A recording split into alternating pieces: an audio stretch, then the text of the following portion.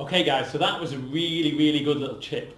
But a question I get asked, seems to get asked every single day by golfers, is how do I get my chip shots to spin more?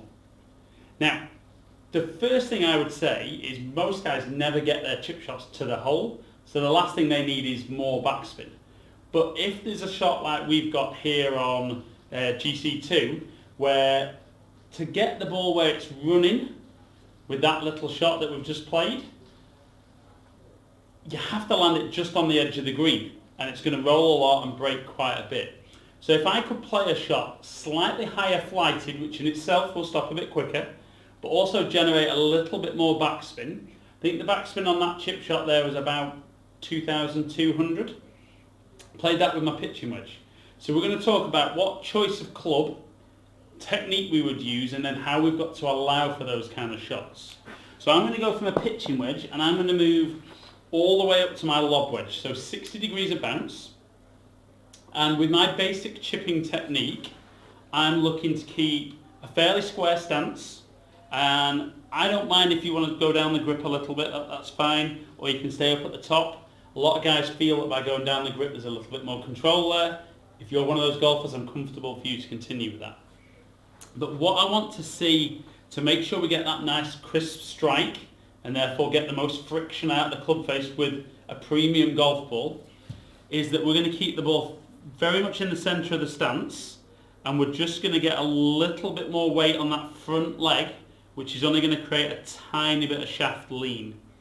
So one of the things I see with guys when they talk about spin is they want to move the ball all the way off the back foot, get a really big shaft lean and get lots and lots of downward pressure. Now, I'm not saying that doing that won't create spin, but anytime I'm going to turn the loft of the club from 60, maybe just slightly down, to taking maybe 10, 15 degrees off, even if the backspin's high, because the launch angle is so much lower and the attack angle in the ball into the ground, the ball's still going to release a lot. So we want to see that there's just a tiny bit of shaft lean, which is going to help promote that downward strike and give us that crisp ball and then ground contact. But it's also going to enable us to use the bounce of the club to kind of skim across the ground a little bit more. And that's kind of what we want to feel. If we've got the club digging, if the strike's really, really pure, we'll kind of get away with that. But as soon as we misstrike it slightly, we're going to see huge variables in how the ball reacts. So, like I said, this shot here is 33 yards, but I'm probably going to need to carry the ball with the higher flight and more spin, carry the ball a little bit further. So I'm going to have a few little practice swings first, of feeling that the club just kind of brushes the ground. Now with the mat, it's just a light grazing. If you're on grass, you're probably not even taking a divot. You're probably just kind of cutting the grass or bruising the turf. But we saw backspin of, like I said, about 2,200 with the pitching wedge.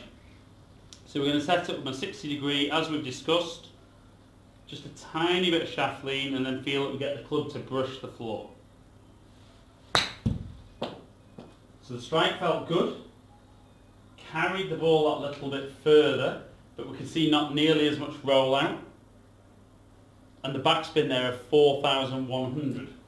So, what we straight away noticed there is a lot more spin. Twice as much spin, but on a short shot like this, I don't think we can get the ball really zipping, because one of the things we need to create maximum spin is speed. And on such a short shot, we can't generate too much speed, because even with this amount of loft, we're not looking to hit the ball too far. But we can see there, my backspin doubled.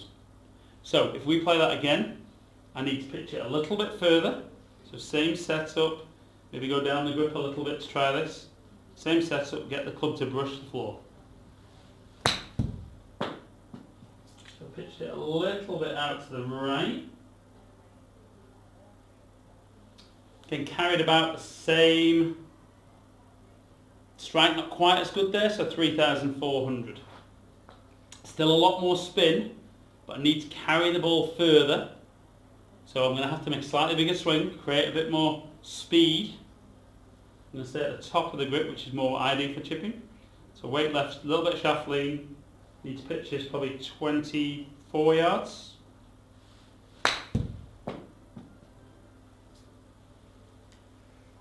Felt a little bit further, but not quite far enough. But 4,500 spin. So we can see the slightly bigger swings I'm starting to use is generating even more backspin on the shot. So we're going to have 2 more goes and see with this extra spin, can I get the ball in the hole, or if not in, nice and close. It's going to be short again. Okay, so again, didn't pitch it far enough. 4,700 spin. So definitely need to get this one pitching a little bit further.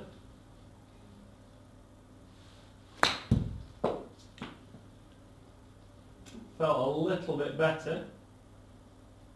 Still not hard enough. And now at 5,100 spin. So we can see, guys, there, the technique we've spoken about is definitely generating more spin.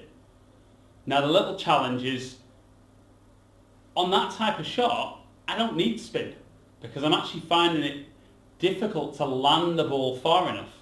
The argument would be that if the pin was cut a lot closer to the edge of the green, where I literally just need to pitch it on, that's going to help. But for my personal view with chipping particularly, I always believe you should be trying to get the ball onto the green as soon as possible and running out more like a putt. And we can see the first effort with my pitching wedge was a much, much better result. Now, have I managed to generate lots more spin on these last few chip shots? Hugely. I mean, over 5,000 spin on the last one. So when guys want to be excited about backspin, I've created it. But ultimately, do you guys need backspin, or do you just need to know how the ball reacts when it lands the floor, and then also be able to land the ball in the correct place in order for that ball to follow the contours of the slope and the speed of the green to get as close to the hole as possible. So guys, quick video there on how to spin your chip shots more often. Having watched it, you might decide you don't want to spin them more often, you just want to be more consistent with the clubs you use.